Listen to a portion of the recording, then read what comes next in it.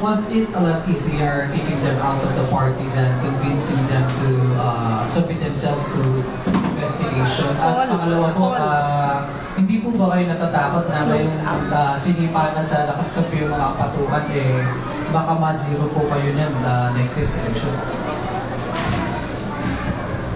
Well, katulad kung nasabi ko sa mga pakayat ko, hinikayat natin ang executive committee na suportahan ang expulsion dun sa tatlong ambatuan. Si Salty, si Andal Senior, Andal Junior. Ito yung unanimously na carry kagabi. Now, the question of submitting themselves for investigation, I shouldn't need to remind them to do what their duty is. Nasa kanila na yun. And being public officials, lalo na yung Andal Junior, his duty is clear. To submit himself to investigation at the least. Now, whatever political repercussions that may bring is secondary, because this is an incident which has reached proportions beyond mere politics. It's already the integrity of our state institutions which is at stake. So, I really don't care about the political consequences. Kalap ng ebidensya, mag-file ng tamang kaso. I mean, we have to balance. Alam natin, very impatient sa resulta ng mga kababayan natin. Ngunit, dapat maging maingat din sa pag-file ng kaso. Kung hindi, ma-technical, or isang sabi, dismiss yung kaso, sayang ng pagod.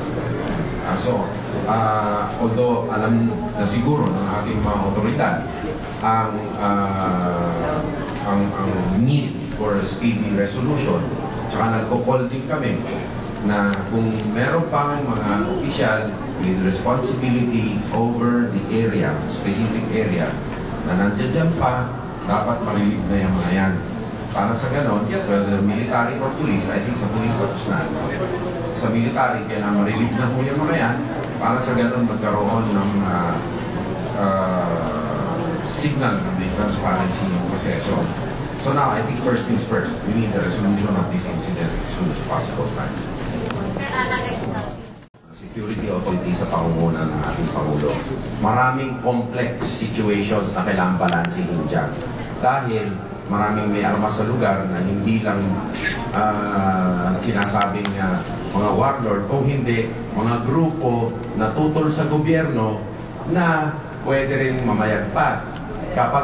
Kapag sinira ang balanse dyan at baka sumiklab yan na malaki. Kaya nag-iingat lamang ang ating security authority siguro sa pagkagawa ng anumang hakbang, no? Dahil napaka-volatile ng area. Pangalawa, sa pulis naman, nagiging maingat sila sa pagkalat ng ebidensya kasi kapag sablay ang pag-file ng kaso, sayang ang trabaho. Pero number one dyan, napaka-delicate ng balanse ng sitwasyon dyan. Nandyan pa rin si Umbrakato sa paligid-ligid. Nandyan yung iba't ibang mga JI-inspired na grupo na gusto lang